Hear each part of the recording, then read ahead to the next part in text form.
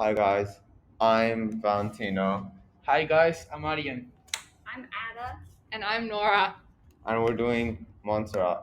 Firstly, I'm going to be talking about the Montserrat map, starting with the volcano, which is the main problem that occurred in Montserrat. At least 9 people passed away, and at least 1,000 people were escorted away. 200 homes were demolished, and this all occurred in 2 years. Beside the volcano, the Soufrier Hills are located, which is a large mountain expanse. This is also the area where the volcano erupted. The exclusion zone. The bottom half of the island is the exclusion zone, where it is completely blocked off and not accessible.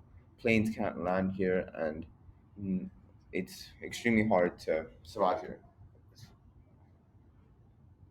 Another reason for the exclusion zone is the bottom of the half of the island was deemed as the exclusion zone, and limited daytime access provided. The previous capital of Montserrat, Plymouth, was placed here. However, due to the volcanic eruptions, it's currently a ghost town and no one lives there. Some of the major towns include St. John's, which is a place with a major hospital. It's connected to the port town of Davy Hill, which is another major town which is connected to both the sea and St. John's. Gerald, which is the last major town, and has multiple facilities such as police stations, fire stations, and hospitals. Montserrat is an island that is located around the Puerto Rican peninsula. It's also on the Pacific Ring of Fire, which is a route around the Pacific Ocean where natural hazards such as volcanoes and earthquakes frequently occur. Montserrat is on the Puerto Rican trench of the Ring of Fire. Finally, migration. After the volcano first activated, over two-thirds of the population evacuated the country to other Caribbean countries and to Europe.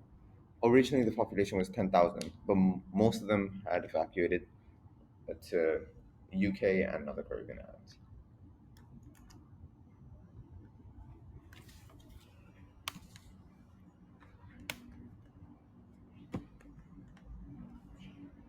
So, Montserrat volcano. So, first of all, Montserrat's volcano is a typical subsuction volcano. This means that it occurs because two plates are converging on one another. As you can see in the picture below, you can see where the substruction zone is. That's how the volcano occurs. Its existence is due to the subsuction of the Atlantic under the Caribbean plate, and it is now one of the most famous volcanoes in the world. So the history about the volcano. The Montserrat volcano was dormant, meaning it did not erupt from the 1600s all the way to 1995. In its first eruption, it destroyed the capital of Montserrat, Plymouth at that time. More than half of the people left the island because of the volcano.